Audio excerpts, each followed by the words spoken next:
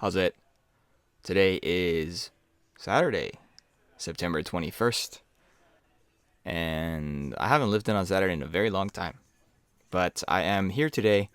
I am making sure to do the front squats that I did not do yesterday. Very light at 120. And then I was planning to do some sumo deadlifts, but I actually forgot my shoes. And so I was like, okay, I'm just going to do some RDLs. And I think that was actually really effective for what I was going for.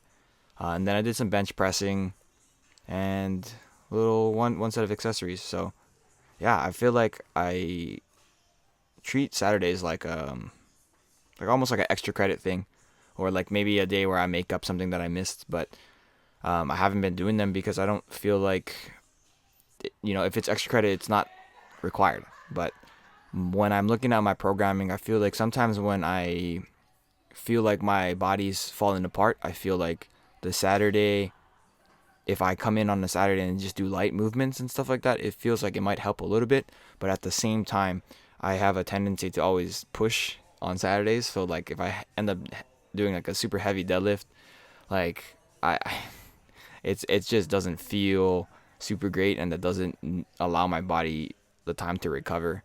So kind of having that day where it's almost like a flex day, it feels like I have a little bit more agency in what I am trying to do, and that is a positive thing as far as my training goes.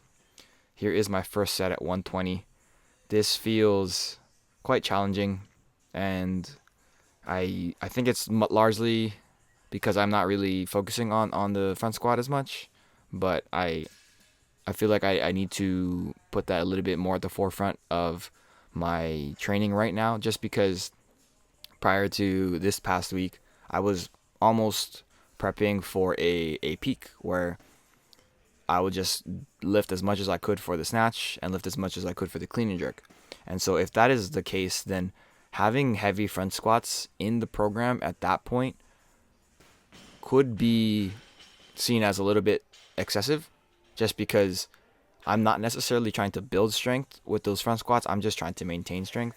And if I'm just trying to maintain strength, then, it could be argued either way that you need them or you don't need them. But I just didn't really feel like I was limited by my front squat necessarily.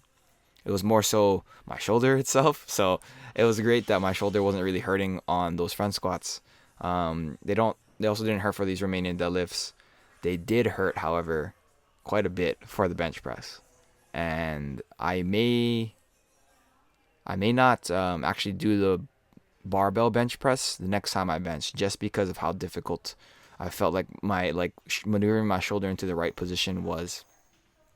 I think that if I have the freedom to move both arms independently in the form of dumbbells, I feel like that is going to be a little bit more useful for what the bench press is trying to accomplish. And like honestly, I don't compete in the bench, so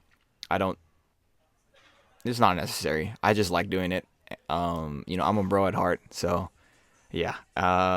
It just felt like I was trying my best to move slow with it and be a little bit more intentional about where the bar would be placed with every single movement. But at some point, it just felt like my shoulder was just not. It felt like it wasn't ready to be doing this, and so because of that, I'm probably going to change it up the next time I do this. Also, it's a lot easier to do the dumbbell bench press. It's a lot quicker overall. But yeah, I just did 3 sets of 10 at 135. Normally, I'd be able to do 185 for 3 10s and be happy with that. But just because of the pain, I called it there. I was like, yeah, that's really it.